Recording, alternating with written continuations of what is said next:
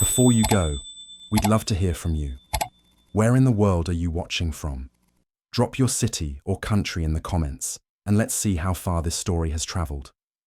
Your words help us build a global circle of love and connection, and if this chapter touched your heart, just wait until you see what's coming next. A brand new story full of emotion, secrets, and second chances premieres tomorrow. Don't miss it.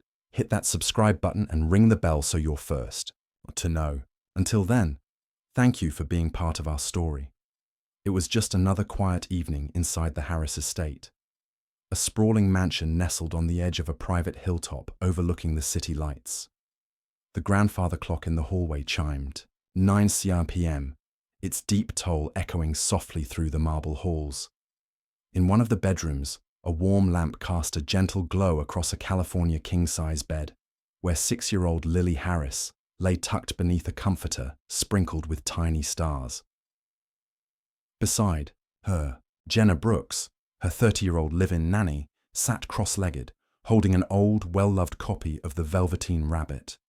Her voice was low and soothing, each word carefully enunciated as she reached the final page. Lily's eyes fluttered with sleep, yet her small fingers clung tightly to a faded stuffed bunny, unwilling to let go of the moment just yet. "Just one more story," Lily whispered, her voice barely louder than the hum of the central heat, filled with sleepy hope. Jenna smiled, brushing a loose strand of hair from Lily's forehead. "Sweetheart, we've already had 3 tonight. It's time to rest." "But Daddy said he'd be home early," Lily murmured, her eyelids heavy, her tone laced with innocent disappointment. Jenna's smile faded slightly. She didn't have the heart to tell her the truth. Not tonight. Cameron Harris, Lily's father and CEO of one of America's largest tech firms, was rarely home before midnight. In the 3 months since Jenna had moved in, she'd seen more of him in business, magazines than in person. Still, Lily waited for him every night, just in case. With a soft sigh, Jenna leaned back against the headboard. "Okay," she whispered. "We'll wait a little longer, but only until you fall asleep." Lily scooted closer, resting her head on Jenna's shoulder, her tiny breaths slowing as the house settled into its nightly silence. The room around them was sleek and masculine, navy linens, walnut furniture, the faint scent of cedar and cologne in the air. Jenna told herself she'd move Lily once she nodded off, but the softness of the bed and the warmth of the little girl beside her began to lull her too. Then came the sound, a key turning in the front door lock. Jenna's eyes opened, still, heavy with near sleep. The door creaked, and the air in the room shifted subtly. Standing in the doorway was Cameron Harris, 6'2", his tailored jacket slung over one arm, his dark hair tousled from the wind. His deep blue eyes landed on Jenna and Lily, and for a moment, he didn't move. Neither did she. Caught in a moment that shouldn't have happened but somehow felt right, Jenna sat up abruptly, careful not to wake Lily. "Mr. Harris, I'm so sorry. I didn't mean to..." But he raised a hand gently, stopping her. His expression unreadable. His eyes lingered not with frustration, but with something softer. He looked at his daughter, fast asleep between them, holding Jenna's sleeve like it was the safest thing in the world. And just like that, everything changed. The next morning, Jenna woke to the soft wash of sunlight pouring through the tall windows. The bed beside her was empty, the warmth of the night before replaced by crisp sheets and a neatly folded blanket. For a moment, her heart sank. Where was Lily? She sat up quickly, only to find a note on the nightstand. Bold, clean handwriting on thick stationery. "Had an early meeting. Lily's in her room, still asleep. We should talk. My office. 7 p.m. See." Harris Jenna stared at it, her pulse ticking faster. In 3 months, she'd never once been invited to Cameron Harris's office, let alone after spending the night, accidentally or not, in his bed. All day, her nerves were shot. The staff, once polite and distant, now seemed to glance a second too long. Whispers floated behind her in the hallways, and even Lily's private tutor faltered when Cameron unexpectedly called mid-lesson. At dinner, Lily pushed peas around her plate with the back of her fork, unusually quiet. "Sweetheart," Jenna said gently, "is something wrong?" Lily looked up, her big blue eyes so much like her father's. "Was Daddy really home last night? I thought maybe I dreamed it." Jenna reached across the table and brushed a hand through her hair. "He was. He carried you back to your room this morning." A flicker of a smile appeared on the little girl's lips. "He kissed my forehead." That smile, that tiny spark of joy, cracked something wide open inside Jenna. For weeks, she'd watched this little girl carry the quiet weight of being forgotten. Every night she waited for a father who never came, and last night, he had. At exactly 6:59 p.m., Jenna stood outside Cameron's office door, her hands trembling as she smoothed the skirt of her navy dress. Her thoughts raced. Was he angry? Was she about to be fired? Would he thank her or blame her? But nothing went the way she expected. When she stepped inside, he wasn't behind his sleek, intimidating desk. He was seated in an armchair by the fireplace, sleeves rolled up, a glass of untouched scotch by his side. He looked tired, more human than she'd ever seen him. "You've been good for her," he said, not looking up. Jenna blinked. "She's an amazing child. She just needed someone who'd show up." Cameron's jaw clenched. He stood, walking toward the window, his voice low. "And I haven't. I thought staying distant would protect her. But last night, seeing her sleep like that, it was the first time I realized how wrong I've been." The silence hung heavy between them. Then he turned, eyes locking onto hers. "You gave her something I couldn't." Jenna swallowed hard. "You're her father. She loves you. She just wants to feel part of your world." Cameron stepped closer, slowly. "And what about you? Do you?" The question struck deep, raw, and honest. She didn't have an answer, yet.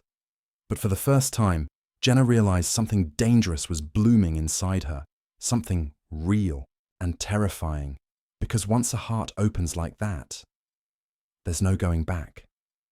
The days that followed were quiet, almost too quiet. Cameron had changed. He started showing up for breakfast, stayed long enough to help Lily with her science project, and even read her bedtime stories in Jenna's place, his voice a little stiff at first, but softening with every chapter. For the first time since Jenna arrived, the house felt like a home, not just a mansion filled with echoes. And Jenna, she was falling, fast, deeper than she meant to, deeper than she should have. But happiness, she was learning, never came without a price. The storm hit on a Tuesday. The school gym buzzed with laughter and folding chairs as families gathered for Lily's science fair. Jenna stood beside her, hands resting lightly on the edge of a volcano model made from recycled soda bottles. Cameron was on the other side, his arm draped protectively over Lily's shoulder. The three of them looked like any ordinary family, until the click of designer heels shattered everything. Perfume hung in the air like smoke. And then came the voice, smooth, sharp, laced with venom. "Cameron Harris," she purred, "as I live and breathe." Jenna turned. Cassandra Blake, a walking headline. Fashion mogul, socialite, Cameron's ex. She wore a skin-tight dress and blood-red lipstick, her green eyes scanning the room with calculated precision until they landed on Jenna. "And who's this?" she asked, a smile that didn't reach. Her eyes. "The nanny." Before Jenna could speak, Lily stepped forward, voice small but steady. "She's part of the family." Cassandra blinked, just for a split second, before recovering with a chilling smile. "How sweet." The conversation ended quickly when Lily was called to present, but the damage was done. Later that night, Jenna returned to her room and found something waiting for her. A plain envelope slipped under her door. Inside were photographs, grainy, intrusive shots taken from a distance. Jenna hugging children goodbye at past nanny jobs, wiping tears, laughing, comforting. Moments meant to be private, now twisted and repackaged. There was a note. Leave quietly, or these go to the press. This family doesn't need another gold digger. V. Her knees buckled.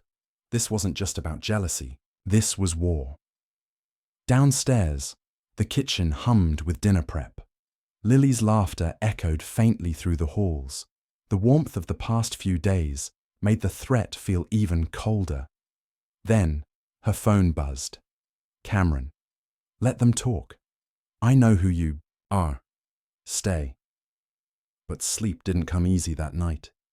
Jenna kept hearing Cassandra's voice, the nanny, like it was something filthy, like she didn't belong.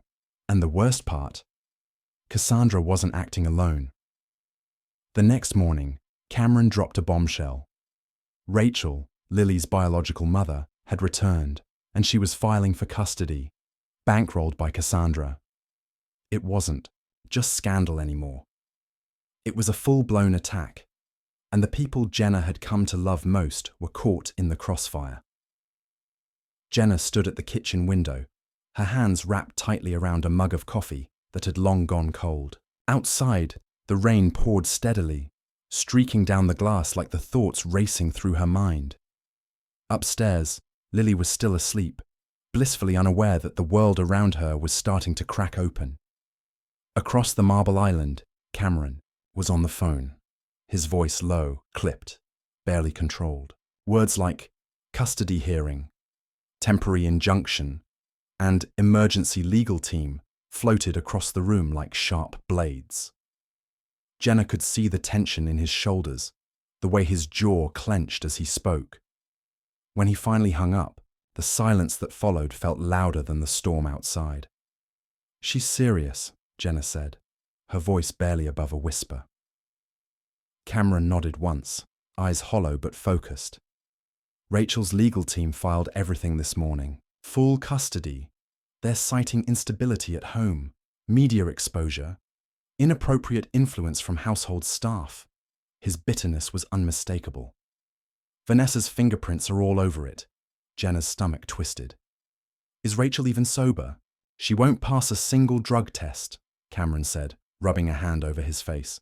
But if we can't prove that in time, and with the board already watching me like a hawk, they'll use all of this to tear Lily away. The thought hit Jenna like a punch to the chest. What do we do? She asked.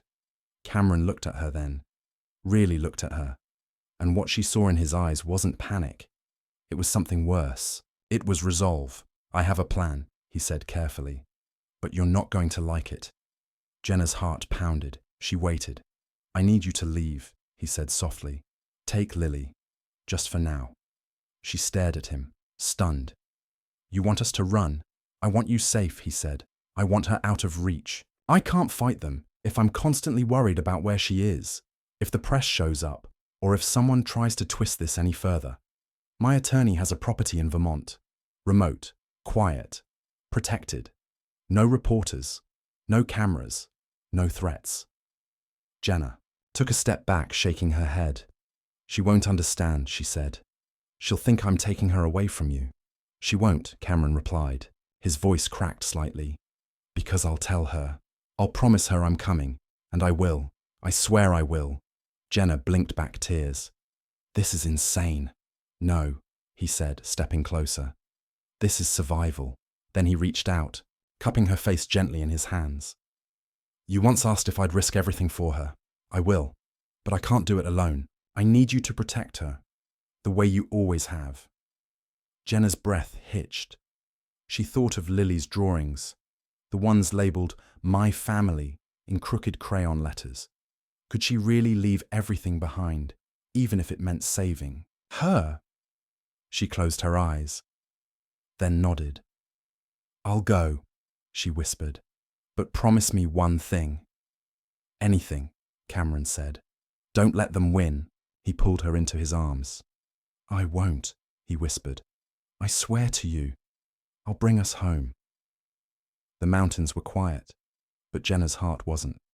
It had been nearly 2 weeks since she and Lily arrived at the secluded Vermont safe house. A 2-story log cabin, tucked deep in the woods, miles from the nearest town. No reporters, no cameras, no signals, just trees, silence, and the faint sound of wind moving through pine needles.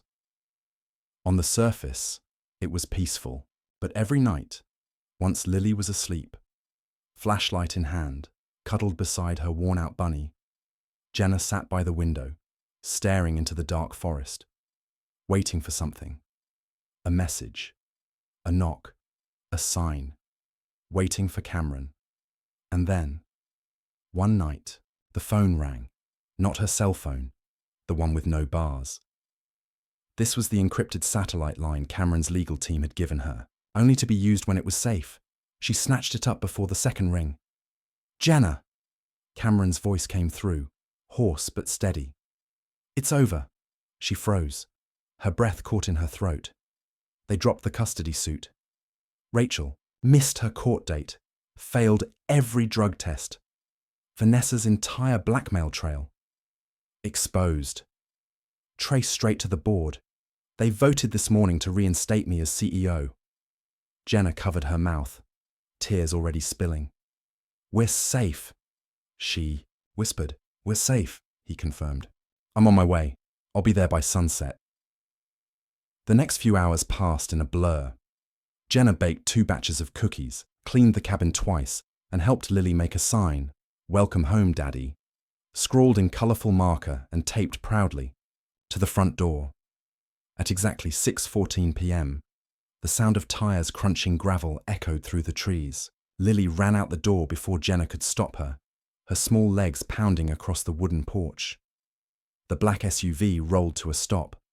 Cameron stepped out, not in a suit, but in jeans and a grey Henley, his hair windblown, his face tired, but his eyes alive with something stronger than exhaustion. "Daddy!" Lily cried, launching herself into his arms. He caught her easily, pulling her close, holding her like he never wanted to let go again. "I missed you so much, Princess," he whispered into her hair. And then his gaze met Jenna's, across the porch, across every mile they had just survived, and he walked straight to her, still holding Lily. He didn't speak. He just kissed her. Right there, under the pine trees. Beneath the sky they had both waited beneath for far too long. "I told you I'd come back," he said softly. "And you did," she replied, breathless. "You kept your promise." That night, they curled up on the couch together, Lily between them, a movie playing in the background, half-eaten cookies on the table. It wasn't extravagant. It wasn't grand. But it was real. Later, once Lily was asleep, Jenna turned to Cameron. "What now?" He smiled and brushed the hair from her cheek. "Now we go home. No more hiding. Let the press talk." "We're not a scandal, Jenna." He took her hand. "We're a family." This story wasn't just about love. It was about sacrifice, trust, and the power of doing what's right, even when it hurts. Jenna made the impossible choice to leave everything behind to protect a child who wasn't hers by blood, but was hers by heart. Cameron stepped away from power, from control, to fight for the people who truly mattered.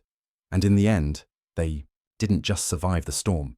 They came back stronger together as a family. Now we want to hear from you. If you were in Jenna's shoes, would you have left with Lily? Could you walk away from the man you love to protect his daughter? And what about Cameron? Did he make the right decision by asking Jenna to run? Which moment in this story hit you the hardest? Share your thoughts in the comments below. Let's talk about love, loyalty, and the quiet strength it takes to protect what truly matters. And before you go, tell us where you're watching from. Whether it's a small town, a big city, or somewhere in between, we'd love to see how far this story has reached. Your voice makes this story come alive. Let's keep writing it together.